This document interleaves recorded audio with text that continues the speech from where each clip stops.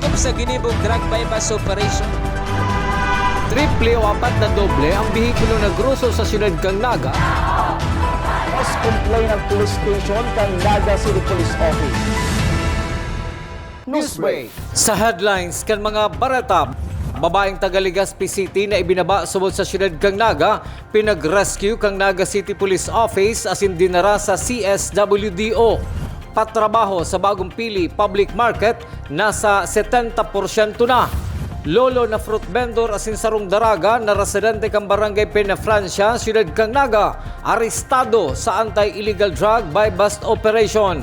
Miss Kaugma 2023 Iris Oresca nag-courtesy call sa presidente kang Naga College Foundation. Diyos marhay na hapon. Ako si Antoinette Eduardo, ang sa indong magiging tagapaghatod bareta. Magkatuwang ang mga personahe kan Police Station Number 2 kan Naga City Police Office as in City Social Welfare and Development Office sa pag-asikaso sa sarong babae na mayo sa tamang kondisyon ang pag-iisip. Ang babae taga-syudad nin Legazpi na pinagbaba lang subuot sa syudad ni Naga. Ang detalye sa report ni Melvin Machado. Sa labi kang Naga City Social Welfare and Development Office, sinabutan kang GNN TV 48 News Team. Ang sarong babae na mayo sa tamang kondisyon ang pag-iisip. Kaibahan ang mga members kang Police Station Number 2. Sa impormasyon na nakuha ni City Social Welfare and Development Officer Annabel Vargas sa nag-rescue PNP, ibinaba lang sa siyudad kang Naga ang babae halin subod sa siyudad kang Legazpi asin dinaraman sa saindang opisina. Basta ang sabi kang pulis, karo binaba lang digdi sa Naga. So nagsakay from Legazpi, binaba lang sa Naga. Tapos pag abot na digdi sa Sentos, sa may Station 4, naagan niya kang pulis, pigdara. So pigla duman sa station nila. Kabali pa sa impormasyon na nakuha kang CSWDO, nagtatrabaho subod sa sarong bar sa Bugtong Legazpi City ang babae na taga Cagayan. May naitauman na impormasyon na nasabing babae na yuman ang sususugon kang CSWDO pasiring sa Legazpi. Pero ngunyan, ang gigibuhon mi, dudumanan mi si mga taong sinasabi niya. Actually, bako siyang taga-Naga, taga-Legazpi siya. So, dudumanan niya ang taga-Legazpi sinasabi niya. Okay. Pero ang pinaka-purpose niya, pinaka-gusto niya, makapuli siya sa Cagayan. So, data lang maaraman, syempre, dapat maaraman ni si dudumanan ni sa Legazpi, baka ito ang makatao sa morning information. Kasi ang dakulang kaisipan sa mo, kung taga-Cagayan siya, paano siya nakaabot Legazpi? Malay mo, baka ikaw siya ng partidaryo sa Legazpi. So ngunyan, ita-transport mo siya pa Legazpi. Biyantaras tanto dakulang tabang ang sarong pulis na taga Cagayan asin nagpapasaerarom sa field training program na iyo ang nakikiulay sa babae sa saindang sa diring lingwahe. Para sa GNN TV 48 Naga, Melvin Machado, Newsbreak. Mientras tanto, nangapudan si CSWDO Officer Annabel Vargas sa publiko na tulos ipaaram sa saindang opisina kung igwasindang nahihiling na mga personang may diferensya sa pag-iisip asin yaon sa saindang lugar para matawan tulos nin aksyon. Delikado subuot sa publiko ang mga nangkukulog na personang may diferensya sa pag-iisip kung kaya kaipuhan sindang matawan tulos nin asistensya. Kung may nahihiling sindang araw kaya, iapod. Kasi lalong-lalo na kung itong inaapod ng silent type, mas delikado itong mga may kaninan sa pag-iisip na silent type. Mas matakot to. Sabi nga ni, kaya ano yan, pag silensyo ang tao, mas matindi. Ararom ang ano yan. So, pag may nahihiling pong medyo kakaiba, pwede sigurong i-report sa mo. Kasi minsan kaya, pag nag-rescue kami, baka naaraman man, marayo man lugod ang oras kang pag-rescue me. So, ang kadaklan man po kanima ko man taga-Naga. Sa iba pang bareta, apwera sa pagtaunin orientation kan magiging proseso kan 2023 Summer Employment for Enrollment, isasabay naman kan Metro Peso ang career coaching. Nagbabalik si Melvin Machado. 475 na estudyante na nakapasar sa Summer Employment for Enrollment Program kan lokal na gobyerno kang Naga ang maatindir sa gigibon na orientation sa aga bago ang sedang pagpon sa pagtrabaho sa June 13 hanggang July 11. Susug kay Mr. Nonoy Reforzado, Acting Head kan Public Employment Service Office kan syudad. Ang orientation ang sasabayin subot ninda ning career coaching o pagtawnin giya sa mga estudyante kang kursong kukuanon sa pagpapadagos kang sedang pagklase. Ganyan na taon po, medyo naiibang sa tuyang orientation, tapos sinabayan ta po ng career coaching. Ano po? Kasi aram ta mga estudyante ini na dapat ini yung sa inda makukuang sweldo magamit sa pagklase. Ano po? Sabi ko nga ni, sasabayan tining career coaching para masiguro ta po or makapag-advise kita, mag-guide tang mga aki, maanungod sa mga kurso na pwedeng kuanon. Sa pagpuon kang sedang trabaho, ididestino man subot sinda sa mga opisina tama o tugma sa sedang kurso asin pangangaipo kan lalaugan na opisina.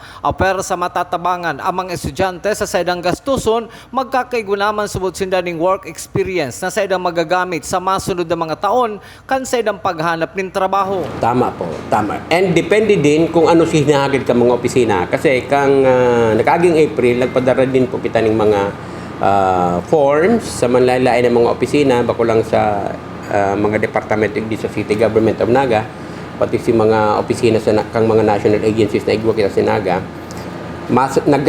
Nag-submit sinda sa tuya nin mga request base sa klase kang or pangangaipo, base sa pangangaipo ninda na maitatabang kay yung mga i-hire tang mga estudyante. Ang Summer Employment for Enrollment ang lokal na programa kang LGU Naga na pantampad sa SPES kang Department of Labor and Employment. Para sa GNN TV 48 Naga, Melvin Machado, Newsbreak. Mientras tanto, kinumpirmar ni Mr. Nonoy Reforzado, Acting Head kang Metro Peso sa Naga, na may mga establishmento man na nagkukuang empleyado maski nakatapos pa lang nin senior high school. Alagad hababang posisyon man subuot ang naitatao sa sainda. Mas dakula subuot ang oportunidad sa mga nakatapos nin 4 na taon sa saindang piniling kurso, asin tama na sa edad para makapagtrabaho. Pero ang aasahan tabo diyan, pero ang number one po para day man kita masala duman sa labor code. Dapat 18 years old na. So ang pagsiservisyo anta po igdi, open sa gabos basta nasa edad na kang pagtrabaho, which is 18 years old. Nagkaklase, elementary graduate, high school graduate, basta nasa edad pwede na. Pero ang mga araw kay na kung day nakapag day patapos ng college, siyempre day mo kayo makukuha itong mga posisyon na permission na makakaduman sa inaabot ng mga elementary occupation. Sa pagpapadagos kan mga bareta, patrabaho sa bagong Pili Public Market nasa 70% na. Ang detalye sa report ni Jerome Breeze. Basado sa latest na assessment ka na Municipal Engineering's Office ka na Banuanin ng Pili asin DPWH Region 5, nasa 70% ng haman ang pigukonstruhira na merkado publiko ka na Banuanin Pili Camarines Sur. Sigun kay Mayor Tomas Bungalonta, dapat subot igwa ng mahaman na ordinansa ang sanggunang bayan, manungod sa tamang pag-award kan mga stall kunin kaso, dagos ng mahaman ini.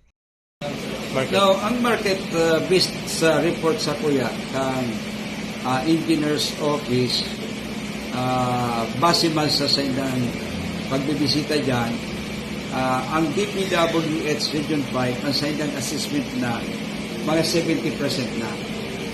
Kaya nga sabi ko, pikol ko ang attention kang market supervisor, asin itong iba pa sa treasury, then si Sangunang Bayan, na mag-draft na ng ordinansa. Ano ang ipapasunod ka sa sainda sa pag-award ng mga stores niya sa mga iba-ibang seksyon? Tangani na outright, pag-award ka kaya, isinahin nila. Dahil sa pagplano tayo dyan, kamalisin nila. Actually, may public hearing na yan para ang pag-dilibo kaya. So, yan ang pinag sa ina na dapat handa. Posibleng sa maabot na bulan ng Oktubre, pwede na nga mapakinabangan ka na mga tagapili ana nasambitan na nga market, maging na ana mga tagaluwas ka na banwaan. Now, actually, dapat tapos na yan. Actually, kadapon dahil lang ngayon. Pigiling ko, ngunyan, May, June, July, bago mag-pesta, baka tapos na. October. Para sa GNN TV 48 Naga, Jerome Breeze, Newsbreak. Sa pagbabalikan news break, duwang sospek sa pagpapabakal subuot nin iligal na droga sa Naga. Arestado sa magkasuway na anti-drug buy-bust operation.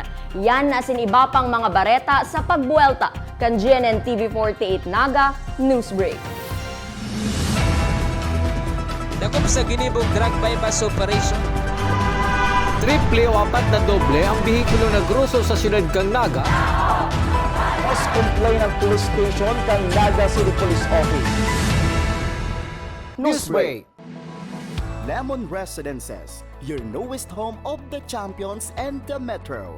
Open for daily, weekly, and monthly bookings. Located at Magsaysay Avenue, Naga City. And enjoy a sip of coffee and Septus meals at Tiger's Cafe, located at second level of Lemon Residences. Dream travel? Achieve yan sa Nagayon Travel and Tours. Enjoy a hassle-free travel with Nagayon Travel and Tours.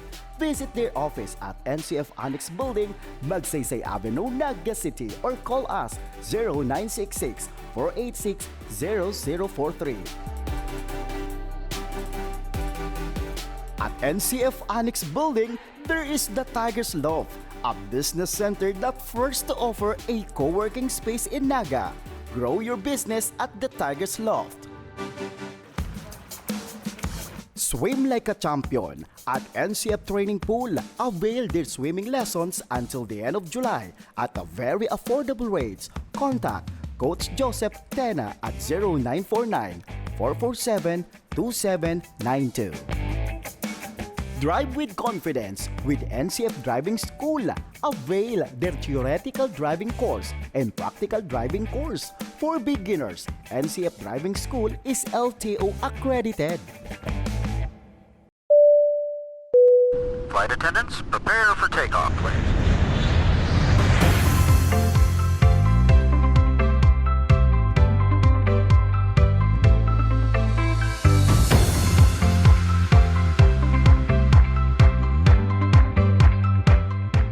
Slip life vest over your head. Take the tape around your waist.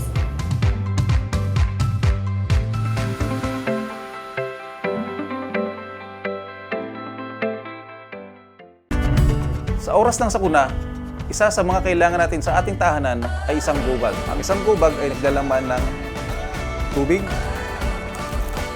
mga dilata at biscuits upang hindi tayo magutom, energy bars o energy drink, first aid kit, communication devices tulad ng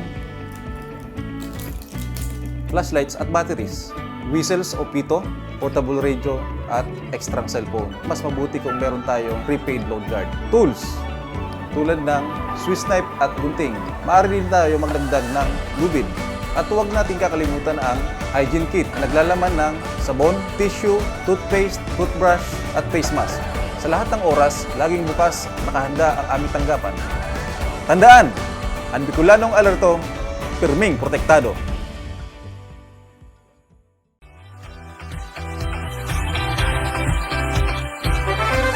The Mariners Tourism and Hotel Institute is an institution that offers hotel accommodation, food and beverage services, and different programs and international cuisine. It boasts 5 contemporary guest rooms that fit to all types of guests and travelers. Room rate starts from 1,500 to 4,999 pesos only. Ang Kasureco 2 magkakaigwaning Special Hybrid General Membership Assembly sa maabot na Hunyo 17, 2023, Sabado sa oras na 9:00 ng aga. Iniimbitaran po ang gabos ng miyembros konsumidores na magparehistro sa paagi kang on-site registration sa mga opisina kan Casureco 2 o sa paagi kang online registration. I-search ang agma.casureco2.com.ph. Madadalan po sa paagi kang live streaming sa Casureco 2 Facebook page asin ang satong kooperatibo Facebook page. Asin pwedeng manggana ning mga papremyo sa gigibuhon na parafol. Salamat po. Dakop sa ginibog drug bypass operation. Triple o apat na doble ang bihikulo na gruso sa siyudad kang Naga. Mas complain ng police station kang Naga City Police Office. Newsbreak.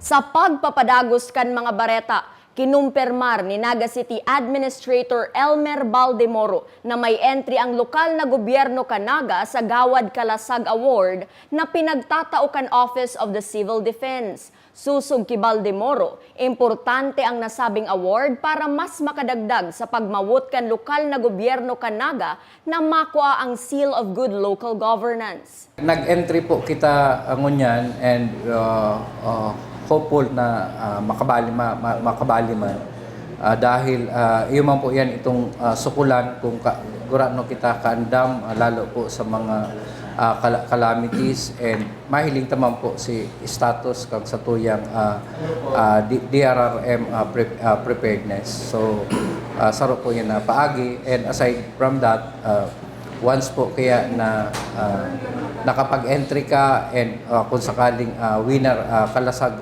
national winner ka, dako lang bagay po yan sa para makamtanta itong SGL.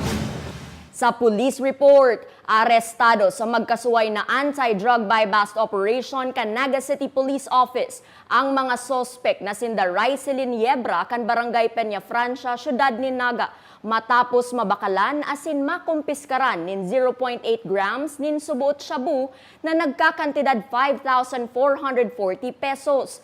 Ginibo ang drug buy-bust operation pasado alas 3 nin amay na pagkaaga kasubago. Mientras tanto, 2.5 grams manin shabu na may Dangerous Drugs Board value na 17,000 pesos ang narecover sa 65 anyos na sospek na si Romeo Magno, kan Barangay Peña Francia, syudad ni Naga. Ang magkabarangay na sospek ang parehong maaatubang sa kasong pagbalgar sa Akta Republika 9165. Sa iba pang bareta, Miss Kaugma 2023 nag-courtesy call sa presidente kan Naga College Foundation kung saan siya nagkaklase asin nagkuko ang kursong Hospitality and Management. Uya ang sakuyang report. Sarong simana matapos makoronahan bilang Miss Kaugma 2023, nagbisita ngonya na aldaw si Iris Oresca sa Naga College Foundation kung saan ini nagtitake kan sa iyang bachelor's degree sa kursong Hospitality and Management. Nagkaigwanin one-on-one interview kasubagong aga na sinundan kan pag-courtesy call ni Iris kay NCF President Mario Villanueva na nagpaabotin pag-congratulate kay Iris sa iyang kapangganahan. So I'd like to congratulate si Iris, at least biro mo, Queen of 2 provinces, di ba? And she really worked hard on it. I was following her career and nakita ko talaga she was really working hard and she's focused on really the beauty pageants, di ba? And modeling. Labi-labi man ang pasasalamat ni Iris sa naging mensahe na ini para sa iya ni NCF President Villanueva. Asin pinasalamatan naman ang Naga College Foundation na dakulang instrumento subuot sa iyang pagtrayumpo. Grabe po, maugmahon po para sa ko na nakabalik akong NCF. Lalo na po si mga tataramong sinabi sa ko ni President Mario na proud siya sa ko. Aram po nindo, duman pa lang, mayo na po akong mahihiling pa. Sobrang ka-thankful ko po ta. Day man po nagkulang ang institusyon na ni ang Naga College Foundation para gibuhon ako kung ano ako ngunyan. Kaya ang pasasalamat ko po perming nasa inda. Mientras tanto, oportunidad asin bakong responsibilidad ang nahihiling ni Miss Kaugma 2023 Iris Oresca sa pagkakaigwa niya nin iba pang titulo. Uya ang sakuyang follow-up report. Miss Kaugma 2023 asin Binibining Camarines Norte 2023. Ini ang mga koronang ginanahan ni Iris Oresca kanakaagi lang na bulan. Sigun ki Iris, tunay na masakit ang pagkakaigwanin duwang titulo. Alagad hinihiling niya ini bako bilang dugang na responsibilidad kundi bilang dugang na pagkakataon na makatabang sa komunidad. Pagsasali pong pageant, minsan masakit po talaga, lalo na ito comes with responsibility, lalo na ngunyan na nasa kuya ang Miss Kaugma as in Binibining Camarines Norte. Pero ngunyan po kaya hinihiling ko siya as a platform para sa ko, nagibuhon itong mga advocacy na igwa ako ngunyan, para sa tao, para sa komunidad. Saruman sa obheto ni Iris, iyon na maging sarong klase ng beauty queen na nadudulukan ng tao. Sa hiling ko po, dapat di kakainhihiling kang tao na garo mataason kang tao. Dapat aram mo tong nadudulukan kaninda, itong garo relatable kang tao, lalo na po ngayon na estudyante pa lang ako. Sa hiling ko, through that sense, madadara ko itong mga advokasiyang igwa ko sa puso ko. Mas nakakakonek ako, lalo na sa mga estudyante, sa mga kapwa ko kabataan. Sa hiling ko po, through that, mas mahihiling ako kang tao na sarong beauty queen na pwede nindang dulukan, pwede nindang makaulay. Mapadagos man subuot giraray si Iris sa iyang pagklase, dawa sa tahaw kan sa iyang kasiributan. Asin yan ang mga bidang baretang nakalap kan mas pinakusog na puwersa kan GNN TV48 Naga News and Bicol Affairs. Dai malingaw na i-follow ang samuyang official Facebook fan page, GNN TV48 Naga, asin i-hit ang subscribe button kan samuyang official YouTube channel, GNN TV48 Naga, tanganing updated kita sa mga bareta asin istoryang bida. An Bicolano, ako si Antoinette Eduardo, asin ini ang GNN TV48 Naga News Break. Dakop sa ginibog drug bypass operation. Triple o apat na doble ang bihikulo na gruso sa siyudad kang Naga. Mas complain ang police station kang Naga City Police Office. Newsbreak.